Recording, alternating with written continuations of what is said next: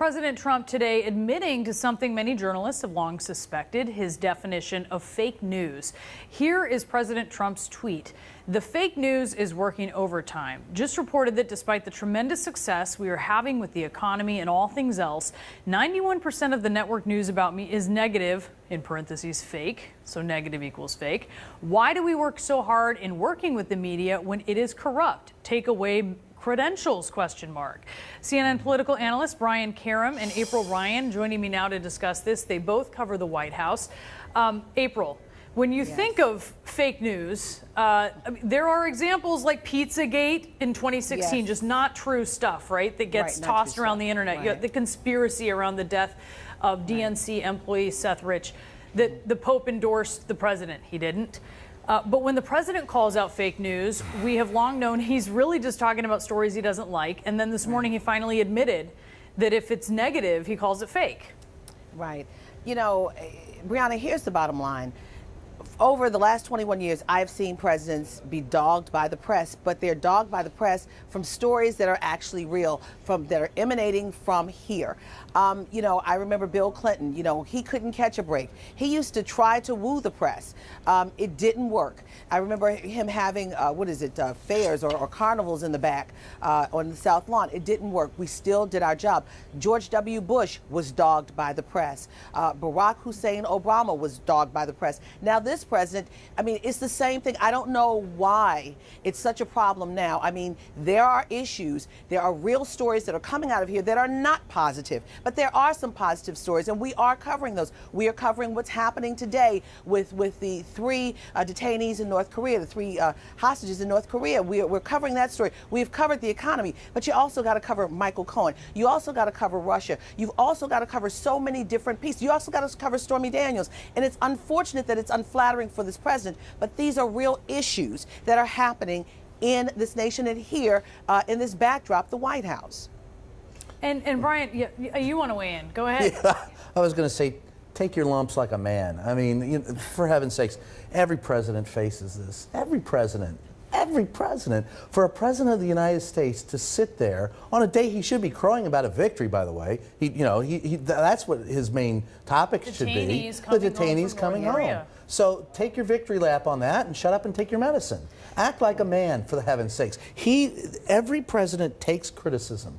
For you to sit there and then tell us, to question our veracity because we print things or say things that you don't like, I want you to imagine being in a press room that is populated with people only vetted by the president.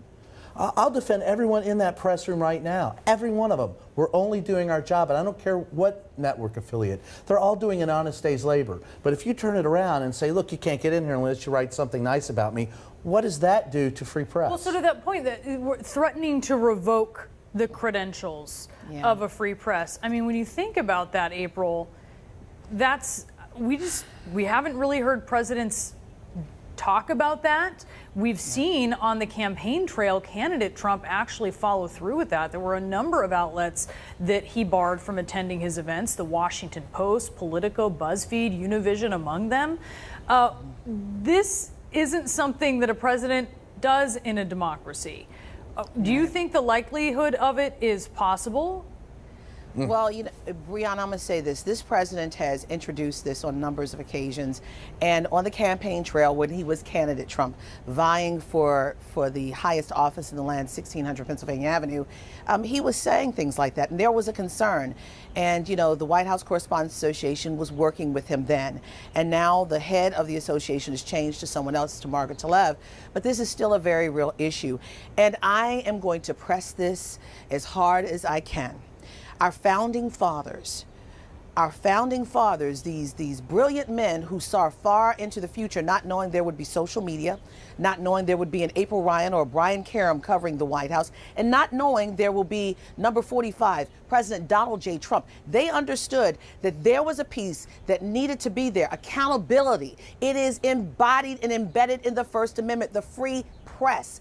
And with that, it's about accountability. You have an independent free press that is able to ask the White House, the senior staff, or the press secretary, or even the President of the United States, issues that are on the table so the American public can find out. And Brianna, this is the key piece. This is my badge, and it's a badge, but behind this badge, it's a lot of vetting. You have to go through security clearances and what have you. We were clear. I was cleared many years ago, and I continue to be cleared. So I am not a threat to this nation or this White House. But what we don't talk about is the fact when you suppress the press. And Senator John McCain was absolutely right. It begins dictatorship. But people have to understand it's not about us. It's about the American public, because when you sit us down, you don't find out the necessary information that is coming from this White House. So it's not about us. I want to ask Brian about that, because it may not be about the media, and yet if you look at the poll numbers, we have a lot of work to do. There are a lot. If you look, 4 in 10 people in a Gallup poll earlier this year could not name a single objective news source. How does the media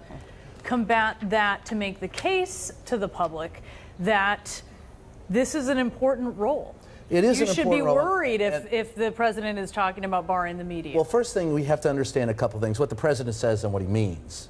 And then I'll get to the press part. First of all, I don't think the president really, I think he says things sometimes. Anthony Scaramucci says he says things, he likes to tell a good yarn, he likes to press his agenda. I don't think he really means that. The danger is people hear it.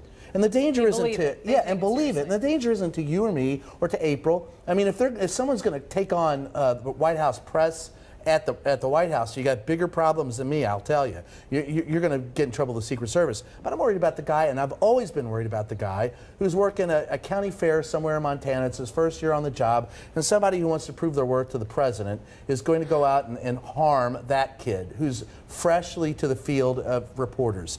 How do we combat it? Well, we do combat it. You cannot play error-free baseball. I'm sorry, the President of the United States wants to hold us to a standard higher than his. We admit our mistakes and we go on, and we have to let people know. The rules have changed under this president, right? The president is holding us, he makes us the enemy.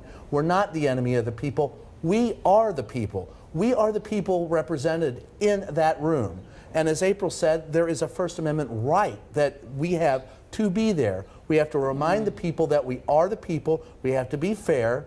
We have to be fair. That's all there is to it. But at the end of the day, that cannot mean that we do not point out the foibles of a president who, by saying this, proves he's unfit to hold office. Brian and April, I really appreciate both of you. Thank you so much.